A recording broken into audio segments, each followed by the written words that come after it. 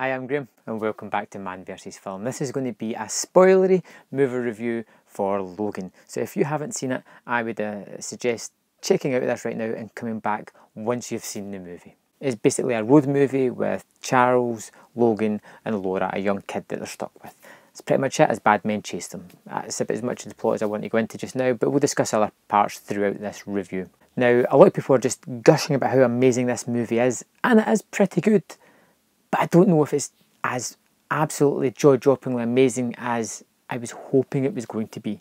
So let's look at some of the good things first about it. It is an R rating, an 18 in the UK. It is an R rating for violence. There is lots of blood, guts, head stabbings. There was some head stabbings and then there's like some head stabbings later on. And throughout all this head stabbings there is a few sprinkle of head stabbings as well. And there is also some language as well. Lots of swearing, especially from a grumpy Charles Xavier, which every time he swore just melted my heart a little bit more, and I thought it was terrific. And then there is a portion of the movie where we're introduced to this family who take in our three people who are travelling on the road, feed them, clothe them, give them a home for the night, only for them all to be completely murdered and destroyed. It is a hard R rating, 18 rating. It deserves that. And it's interesting to see them take that tact with a comic book movie that's got an underlying theme of family, belonging and purpose in life. And I like that aspect in the movie as well. These are old characters who have a perspective on life, who've seen lots of their friends and family perish before them. And they have a sort of future that is extremely bleak as they ultimately wait on the cold hand of death to reach them. It's an X-Men movie set in a world without X-Men. They don't call each other Professor X and Wolverine, it is Charles and Logan or James. That's how they refer to each other. The X-Men are long gone, wiped out by the humans in this story tale, and it's a really nice touch. They don't explain why it happened, but why would they? This isn't the kind of thing they would talk about. They've lived through it.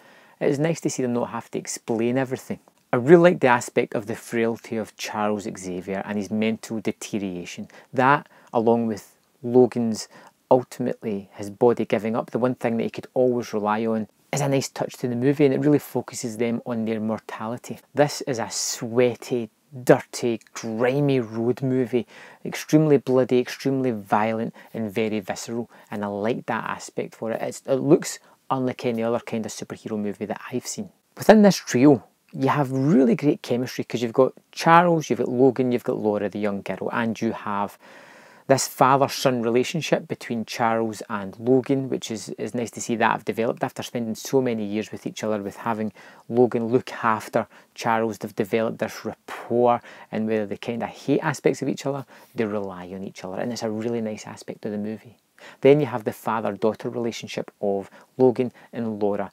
As Logan realises that there's more to life, that family is the be-all, end-all, it's nice to have somebody to rely on him. Going back to the thematics of family, well, we're talking about family and Laura and things like that. Everything the young girl does, Laura, is absolutely awesome. Seeing her going berserk and just tearing people apart is terrific. It shouldn't be that entertaining watching a small girl decimate an army troop, but it is oh so enjoyable. Another nice little touch at the start of the movie was Logan's impotence, his inability to get all his claws out.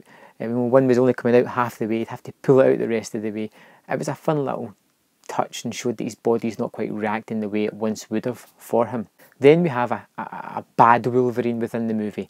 And I use Wolverine because this is the one from the earlier movies. Oh, hulking, bulking, pure testosterone, just destruction in a human package. And when he fights, you can feel the anger, the rage, the sheer destruction that comes from him. And it was a really nice threat because it relates back to sort of Logan fighting himself physically and both mentally as well, as he comes to terms with the fact that he could be Laura's father. And ultimately, the death of Wolverine, which is a terrific way to go. I didn't think they would have went that way, but they did, and it is a terrific final image to the movie. I love the way the cross gets taken out, tilted at an angle and sat back in to create an X. It is a terrific statement to say cheerio to one of the best superhero characters that we've had on screen. So I liked all these aspects of the movie, yet I still had problems with it. So let's have a look at some of the bad things about the movie. We've got the bad guys, and initially when we meet Robot Arm Guy, he jumps in the car, he's got a kind of southern accent, gold tooth, metal hand, and he sort of gives Logan the pattern. You think, oh, this could be quite interesting, but very soon he becomes just cannon fodder. He doesn't really add anything to the movie. He's not that menacing. And then you sort of escalate to his boss, which is Richard E. Grant. I love Richard E. Grant. I think he's terrific in quite a lot of movies, particularly Warlock, one of my favourites. If you haven't seen it, check it out. And he pretty much does nothing in the movie. He's not overly menacing. He doesn't really add anything to the story. And it could have done with a more moustache-twirling villain, I suppose. Then there was some plot inconsistencies that just annoyed me. Like Laura, she's this vicious weapon. You've seen her like later on in the movie just destroy people at a whim. She almost stabs a guy in a service station because he tried to stop her from stealing. At the motel with Gabriella and Logan appears, she almost goes for the woman that comes out and challenges Gabriella about a window being broken. So you have this animalistic thing that needs to be held back to stop from rage taking over and just destroying people. Yet later on when we find Gabriella with her throat slit and beat up, tortured, you're wondering, what did Laura do during this situation? Did she run away and hide? Why did she not fight if she knew these guys were there? It just doesn't seem 100% true to the character that we've been led to believe is this way. And then it shows you like Robot Arm Guy chasing Laura all across the country, but you never really see him chasing anybody else. And you have all these kids that have escaped from this facility. They meet up in the final third of the movie, but why is nobody chasing them? They just seem to be not as exciting as Laura. Then we get to Eden, the place where they've all been trying to get to, and it's all kids. And you're like, they all left with carers, they all left with somebody who was trying to get them there. Did these people just drop them off and then go, job done, see you later? Because it seems as if that's what's happened. They've just left these kids to their own devices in the middle of a kind of desert. It seems weird. It doesn't ring true. And again, it's something else that just niggled at my brain. Then we have the death of Charles Xavier, one of the longest standing, most important characters in the X-Men movie, and his death means really nothing, and it comes for no purpose whatsoever.